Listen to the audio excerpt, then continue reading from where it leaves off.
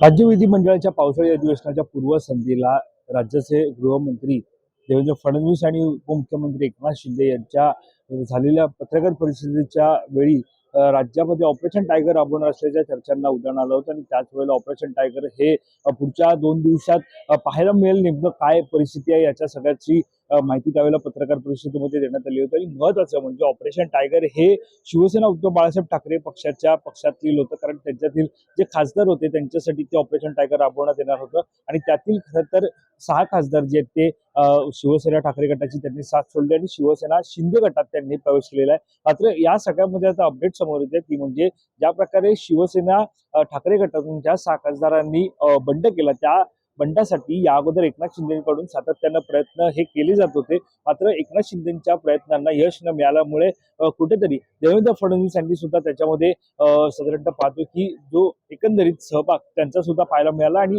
ज्या प्रकारे आपण पाहतोय की पत्रकार परिषद झाली त्याच्यामध्ये सगळं काही यशस्वी होत आहे असं जे वक्तव्य देवेंद्र फडणवीस यांचं होतं. त्यामुळे कुठेतरी आता ऑपरेशन टायगर मध्ये एकनाथ शिंदे यांच्यासह देवेंद्र फडणवीस यांचा सुद्धा सहभाग असल्याचं सुद्धा याच्यामध्ये स्पष्ट झालंय. एकंदरीत ऑपरेशन टायगर हे राज्यामध्ये पाहायला मिळालं, ज्याच्यामध्ये 6 खासदारांचा बंड हा पाहायला मिळाला. शिवसेना ठाकरे गटातून 6 खासदारांनी उद्धव ठाकरेंची साथ सोडली, त्यांनी एकनाथ शिंदेचं नेतृत्व शिवसेनेमध्ये प्रवेश केला.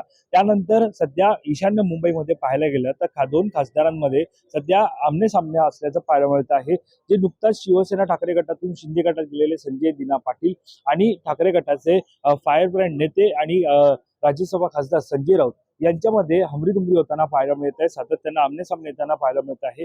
ज्यावेळेला बंड केला त्यानंतर संजय दिना पाटील यांनी इतरांशी म्हणजे माध्यमांशी संवाद साधत असताना साधारणतः नाव न घेता संजय राऊत यांच्यावरती रोष व्यक्त केल्याचं पाहायला मिळत आहे. तर दुसरीकडे आता संजय दिना पाटलांच्या एका वक्तव्यावरून म्हणजे ज्यावेळेला त्यांनी माध्यमांशी संवाद साधवला त्यावेळेला त्यांनी काही इशारे असतील किंवा त्यांचे हातवारे असतील हे आक्षेपार्ह होते, ज्याच्यामध्ये साधारणतः आपण पाहतोय की एका बंदुकीचा इशारा करणारे असे हातवारे होते आणि त्याच्यावरून कुठेतरी संताप हा दोन्ही शिवसेनेमध्ये पाहायला मिळत आहे.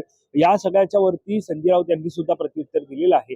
आणि आता अशामध्ये संजय राऊतांकडून एक लेटर बॉम्ब हे संजय दिना पाटलांवरती टाकण्यात आलेलं आहे. ते लेटर बॉम्ब काय संजय राऊतांच्या लेटरमध्ये नेमकं काय ते सुद्धा आपण पाहणार आहोत. कारण हे लेटर जे आहे ते संजय राऊत यांनी या सगळ्यामध्ये लेटर बॉम्ब काय ते आपण पाहणार आहोत. मुंबई पोलीस आयुक्त देवेंद्र भारती यांना संजय राऊतांनी हे लेटर जे ते दिलेलं आहे. या पत्रामध्ये साधारणतः पाहायला गेलं तर थेटपणे संजय राऊत यांनी संजय दिना पाटलांवरती अनेक आरोप जे ते केलेला पाहायला मिळत आहे. नेमकं या पत्रामध्ये काय ते सुद्धा आपण पाहणार आहोत. साधारणतः आपण पाहतोय की एक गंभीर बाबकडे मी आपली लक्ष वेधत आहे. शिवसेना उद्धव बाळासाहेब ठाकरे पक्षातून फुटलेले 6 खासदार देशभरात घृणेचा विषय ठरले.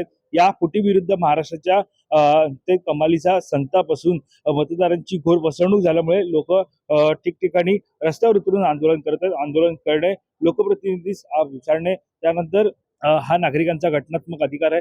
पण ईशान्य मुंबईतील फुटील खासदार संजय पाटील यांनी आंदोलनकर्त्यांना जीवे मारण्याची धमकी दिली आहे. श्री पाटील म्हणतात, माझ्या नादाला लागू नका, माझ्या विरोधात आंदोलन करण्याआधी जीवाचा विमा काढून घ्या, मी सरळ तुम्हाला स्मशानात पाठवीन नाहीतर हॉस्पिटलात पाठवीन, असा उल्लेख राऊतांनी या पत्रामध्ये केलेला आहे. खरं तर संजय राऊतांचं या पत्रानंतर देवेंद्र भारती यांना जे त्यांनी पत्र लिहिले त्यानंतर सध्या राज्याच्या राजकारणामध्ये अनेक घडामोडी सातत्यानं घडताना पाहायला मिळत आहे. या सध्या पाहायला गेलं तर राज्य विधिमंडळाचं पावसाळी अधिवेशन सुरू आहे, ज्यामध्ये एकीकडे संजय राऊत आणि संजय दिना पाटील यांच्यातला जो वाद आहे तो साधारणतः पाहायला गेलं तर बंडानंतर सुरू झालेला आहे. आणि यामध्ये चर्चाही सातत्यानं होताना पाहायला मिळत आहे. ज्या प्रकारे आपण पाहतोय संजय राऊतांचं पत्र हे सध्या समोर आले त्यानुसार धमकी देताना तो पुढे म्हणतात, मी आधी 5 लोकांना ठार केलं आहे.